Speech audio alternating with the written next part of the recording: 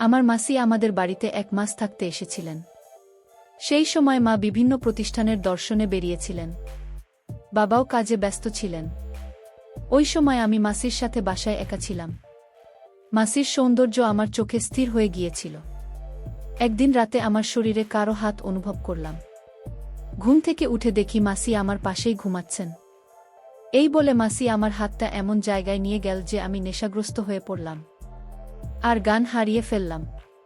তারপর মাসি আমার সাথে সারা রাত। বাকি ঘটনাটি গল্পতেই বলছি। আমার নাম সাগর। প্রতিদিনের মতো আজও আমি সন্ধ্যায় জিম থেকে ফিরে বাসায় এসে দেখি মেসো মাসি ঘরে এসেছে। আমি তাকে দেখে খুব খুশি হয়েছিলাম।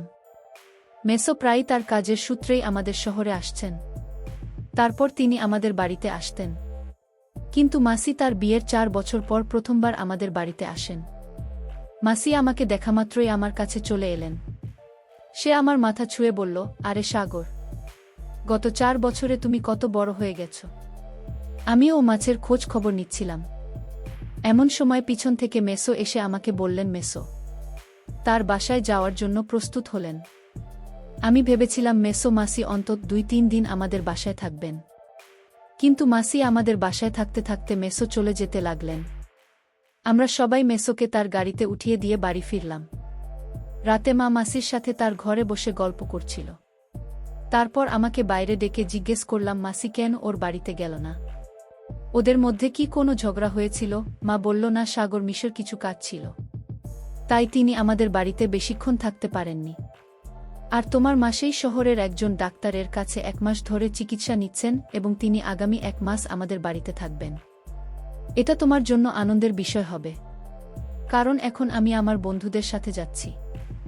এমন পরিস্থিতিতে তোমার খাবার দাবারের সমস্যা হতে পারে, কিন্তু এখন আর দাসী খুঁজতে হবে না। তোমার মাসি ঘরের সব কাজ করবে। মনে করলেন এই ব্যাপারটা ঠিক আছে, তাই আমি আমার রুমে চলে গেলাম। মাসি কোনো চিকিৎসার জন্য এসেছেন? আমি এটা জিজ্ঞেস করিনি। মাসির আগমনের আগে মা কলোনির এক বন্ধুকে নিয়ে মন্দিরে যাওয়ার পরিকল্পনা করেছিলেন। তার যাত্রা হবে 2 দিনের মধ্যে। এখন সে কয়েকদিন বাড়িতে থাকবে না এবং এটা সে মাছিকে আগেই জানিয়েছিল। মাসি বললেন, তুমি কোনো চিন্তা না করে দর্শনে যাও দিদি, আমি ঘরের সব কাজ করব আর সাগরকে খুব ভালো করে দেখাশোনা করব। পরদিন পরিকল্পনামাফিক মা তার বন্ধুদের নিয়ে ঘুরতে রওনা হলেন। তার যাত্রা ছিল 15 দিনে।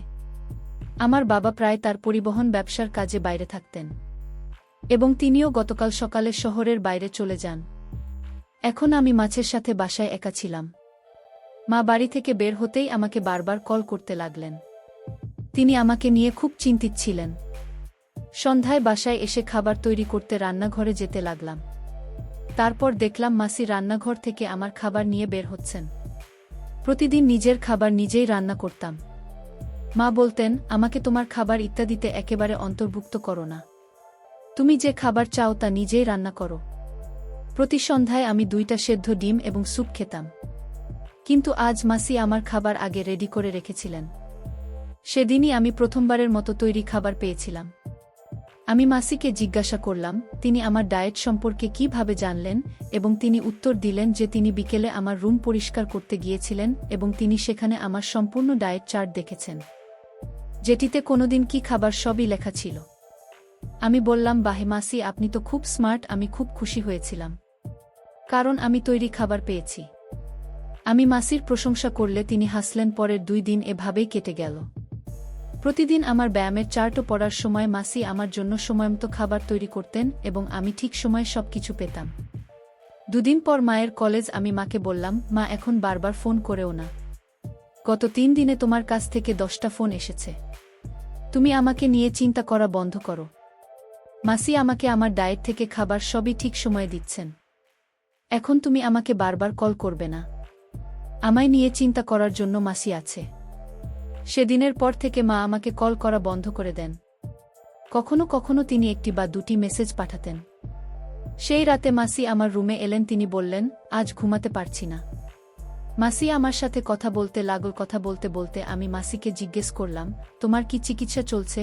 এ বিষয়ে মাসি বলেন, মা হওয়ার বিষয়ে আমি তাকে আর কোনো প্রশ্ন করিনি। তারপর হঠাৎ বিদ্যুতের মতো একটা বিকট শব্দে মাসি ভয় পেয়ে গেলেন। ভয় পেয়ে মাসি আমার কাছাকাছি আসতে লাগলেন। আমি একটু লজ্জা পেলাম, কারণ মাসির বয়স কম। আমি ভাবলাম মেয়ে মানুষ একটু ভয় পাবে, এটাই স্বাভাবিক। তারপর তাকে সান্ত্বনা দিলাম। আমি তার থেকে নিজেকে দূরে সরিয়ে বললাম, মাসি তুমি তোমার ভাগ্নের মাসি, এই ছোট কণ্ঠে ভয় পাও কেন? আমি হেসে মাছের সাথে কথা বলছিলাম, কিন্তু তিনি আমার দিকে অন্য দৃষ্টিকোণ থেকে তাকিয়েছিলেন। তার চাহনি দেখে আমি নিজেই লজ্জা পেতে লাগলাম এবং চোখ নামিয়ে নিলাম। আমি বললাম যে আমার খুব ঘুম পেয়েছে এবং তাকে ও তার ঘরে গিয়ে ঘুমাতে বললাম। সকালে নিজের সময় মতো কলেজের উদ্দেশ্যে রওনা দিলাম।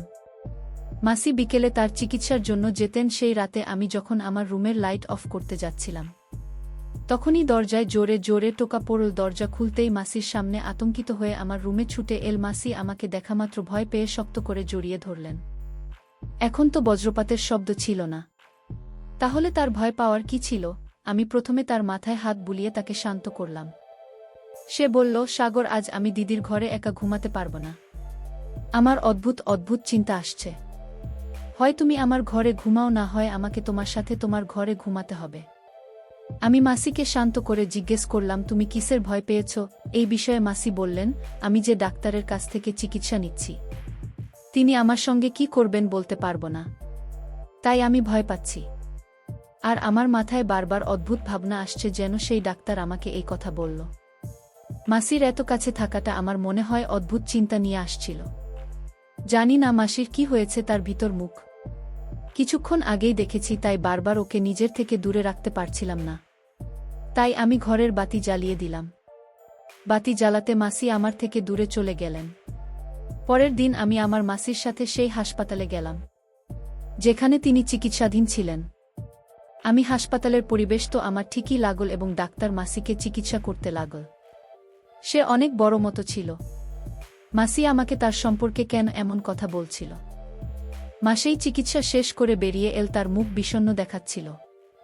আমি যখন তাকে তার মুখ বিবর্ণ হয়ে যাওয়ার কারণ জিজ্ঞেস করলাম, সে বলল, কিছু না, আমি প্রতিদিন এই চিকিৎসা পেয়ে বিরক্ত হয়ে গেছি। মাসির বিষণ্ণ মুখ দেখে তাকে বললাম, চিকিৎসার কথা বাদ দিন, আজ আমি তোমাকে আমার সাথে সিনেমা দেখতে নিয়ে যাব। আমি ভাবলাম সে একটু ঘুরবে কি না, তাহলে হয়তো সে কিছুটা স্বস্তি পাবে, কারণ গ্রামে সিনেমা হল কোনো জিনিস ছিল না এবং মেসো মাসিকে খুব একটা বেড়াতেও নিয়ে যেতেন না। আমি এটা খুব ভালো করেই জানতাম, যত তাড়াতাড়ি সে শুনল যে আমি তাকে বেড়াতে নিয়ে যাচ্ছি, মাসির মুখ উজ্জ্বল হয়ে উঠুন। অর্ধেক মুভি দেখার পর মাসি আমার হাত ধরে কিছুক্ষণের মধ্যেই আমার কাঁধে মাথা রেখে ঘুমিয়ে পড়লেন। বাসায় আসতেই মাসি বললেন, সাগর, আজকে তুমি আমায় একটা স্মরণীয় দিন করে দিল, আমি এই দিন ভুলব না। তিনি আরও বললেন, আজ মনে হচ্ছিল আমি নিজের সাথে না, আমার প্রিয়জনের সাথে গেছিলাম। মাসের কথা বলা বন্ধ করে দিন। কিন্তু আমি বুঝতে পারলাম প্রিয় বলতে কি বোঝাতে চাই। আমি তোর কথা এসেছিলাম এবং তাকে বাড়িতে রেখে আমার জিমে চলে গেলাম। আমি জিম থেকে ফেরার সাথে সাথে রাতের খাবার খেয়ে স্নান করতে গেলাম। স্নানের পর রুমে গান শুনে মনকে সতেজ করছিলাম। তখন হঠাৎ মনে হলো আমার রুমে বা বিছানায় কেউ একজন এসেছে। আমি চোখ খুলে দেখি মাসি আমার সামনে দাঁড়িয়ে আছে। মাসি আমার সামনে অন্যরকম অবস্থায় দাঁড়িয়েছিলেন, প্যান্ট শার্ট পরে দাঁড়িয়েছিলেন। মাসিকে এমন দেখা মাত্রই আমার অবস্থা খারাপ হয়ে গেল। তখনই আমি ওকে আমার থেকে দূরে ঠেলে দিয়ে বললাম, মাসে কি করছিলেন? মাছি উত্তর দিলেন, সাগর, তুমি প্রতিদিন এত পরিশ্রম করে জিম থেকে ফিরে আসে, আমি শুধু তোমার পরিশ্রম বা কষ্ট দেখছিলাম। ভালো না লাগলে দুঃখিত বলে মাসি আমার দিকে পিঠ ফিরিয়ে দাঁড়ালেন। আমি বললাম, মাসি, আপনার ভাগ্নের পরিশ্রম দেখার অধিকার আপনার আছে। আপনি হঠাৎ এসেছিলেন, তাই আমি একটু ঘাবড়ে গিয়েছিলাম। মাসি কখনো আমার প্রশংসা করতে ক্লান্ত হননি। আমার প্রতি মাসির আচরণে হঠাৎ পরিবর্তন দেখে আমি ভাবতে লাগলাম আমি ওকে আমার রুম থেকে দূরে ঠেলে দিলাম। আজ রাতেও মাসি আমার রুমে এসেছিলেন এবং এবার তিনি সীমা অতিক্রম করলেন। তিনি আমার মায়ের একটি টি শার্ট পরে এসেছিলেন। আমি তাকে জিজ্ঞাসা করলাম, আপনি কোথায় যাওয়ার প্রস্তুতি নিচ্ছেন? এই বলে মাসি বলল, সাগর, তোমাকে কি সব শিখিয়ে দিতে হবে? যাই হোক, কয়েকদিনের জন্য আমার শ্বশুরবাড়ি যেতে হবে। সেখানে আমাকে বাড়িতে পড়তে দেওয়া হবে না। এখন যদি আমার ইচ্ছেগুলো পূরণ না করেই কবে করব? এই কথা বলতে বলতে মাসি আমায় জিজ্ঞেস করলেন, সাগর, তুমি আমাকে কেমন পছন্দ করো? আমি বললাম, তুমি খুব সুন্দর। আমি যখন তাকে বললাম সে কত সুন্দর, সাথে সাথে আমার দিকে এগিয়ে এসে বসল। মানুষের আচার আচরণ এখন আমার কাছে একটু অদ্ভুত লাগতে শুরু করেছে। আমি যখন ওকে ওর রুমে ঘুমাতে বললাম, তখন মাসি বললেন, আমি একা ঘুমাতে অভ্যস্ত নই। একা ঘুমাতে ভয় লাগে এই বলে সে আমার রুমে শুয়ে পড়ল। যখন তাকে মাছি আমার ঘরে ঘুমাতে শুরু করেছে তারপর থেকে রাতে ঠিকমতো ঘুমোতে পারিনি। সেই রাতেও মাসে ঘুমের মধ্যে ঘোরাতে লাগলেন মাসির। এমন কাণ্ড দেখে সারা রাত মেঝেতে ঘুমাতে পারিনি। এভাবে আর কতদিন চলবে কিছুই বুঝে উঠতে পারছিলাম না। এখন আমার মনে হতে লাগল যে মাছির যত তাড়াতাড়ি সম্ভব তার বাড়িতে ফিরে যাওয়াই উচিত, কারণ দিন দিন তার দৃষ্টি আমার দিকে সংকীর্ণ হয়ে যাচ্ছিল।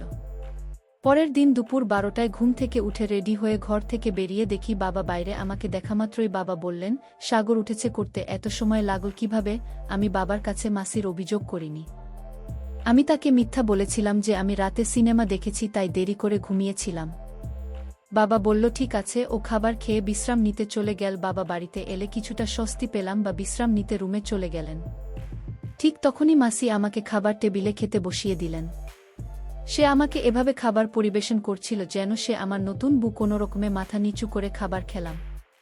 সেই রাতে আমি ভালো ঘুমিয়েছিলাম, কারণ বাবা বাড়িতে ছিলেন বলে মাসি আমার রুমে আসেনি। রাতে বাবা আমার রুমে শুয়েছিলেন। পরের দিন বাবা নাস্তা করে চলে যাওয়ার সময় বাবা বললেন, আমি 4 দিন পর বাড়ি ফিরব। মানে বাবা বাড়িতে এসেছেন মাত্র একদিনের জন্য। বাবা, তুমি 4 দিন বাড়িতে থাকবে না? এ কথা শুনে মাসির মুখের ভাব বদলে গেল। সে হঠাৎ অদ্ভুত চোখে আমার দিকে তাকাতে শুরু করল। বাবা চলে যাবার সাথে সাথে আমি আমার রুমে গেলাম জিনিসপত্র সংগ্রহ করতে, সবকিছু জোগাড় করে। যখন হলে এলাম তখন আমার পরনে ছিল একটি মাত্র জুতা। ঠিক তখনই মাসির চিৎকারের আওয়াজ শোনা গেল। তার চিৎকার শুনে আমি দৌড়ে সেখানে যাই।